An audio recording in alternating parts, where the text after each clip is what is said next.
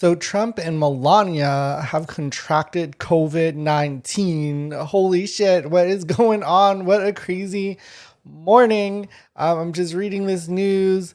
It is so crazy because Trump is obviously older, he's male, and he's obese. So he's in that really high risk group.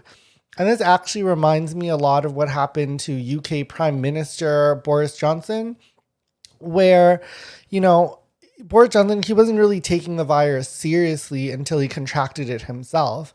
And hopefully, this is what happens with Trump. Like, listen, I'm not going to wish anybody to get sick, but like, yeah, I can't even say I have that much sympathy for Trump because like he still has the best healthcare. He's the friggin' president, and healthcare is something he's trying to take away from 2 million Americans in the middle of a pandemic. So, even though he's high risk, at least he can still go to a hospital, unlike poor people that he's trying to like prevent.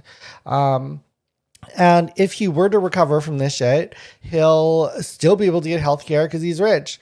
Whereas it's looking like in the US that COVID-19 or coronavirus might now be considered a pre-existing condition, which you won't be covered for if Obamacare gets repealed in the Supreme Court. I think the vote is going to happen in a couple weeks after the election. And obviously, the Supreme Court is now stacked with conservatives, 6-3, once this Amy Barrett person gets sworn in. And you know what? Like I said, I'm not trying to say anything about Trump. I just, it's just he's been so heartless with other people getting it, of just denying it, just saying, old people should sacrifice themselves for COVID-19 for the economy. But, will he still think that way if he's the old person who has to sacrifice himself? Will he, take that hydroxychloroquine or bleach or whatever the hell miracle cures he's been saying? Or maybe he shouldn't take anything since he's been telling everybody that this is a friggin' hoax the whole time. It's a kung flu, that nothing, it's China's fault, and but it's gonna magically disappear, and how he's done a great job. So I don't know, maybe he shouldn't take anything since it's just gonna magically disappear.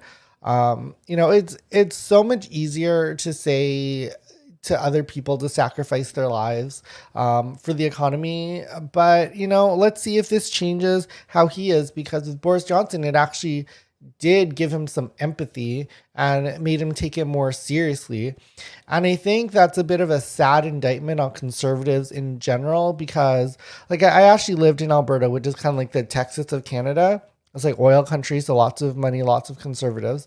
And one thing I learned is conservatives, generally, and obviously this isn't every conservative, but conservatives generally don't have empathy unless they're going through it themselves. Like a great example is like in the US, Dick Cheney was like all anti-LGBT until his friggin' daughter came out as a lesbian, and all of a sudden, oh, now he's going to change his mind because now it affects his life. And I think to not have empathy for other groups unless it affects your life, I think is just a really terrible way of living. But that being said, because that's how I feel about conservatives, and the only way they're going to make change is if it actually affects their own damn life, that Donald Trump contracting this, maybe he'll actually take this seriously. Maybe he'll push vaccines that are only approved, and think about more than just his political career. But I don't know. It is Donald Trump, so maybe I'm giving him more credit than he deserves, even though he has contracted this. Yeah, I don't know.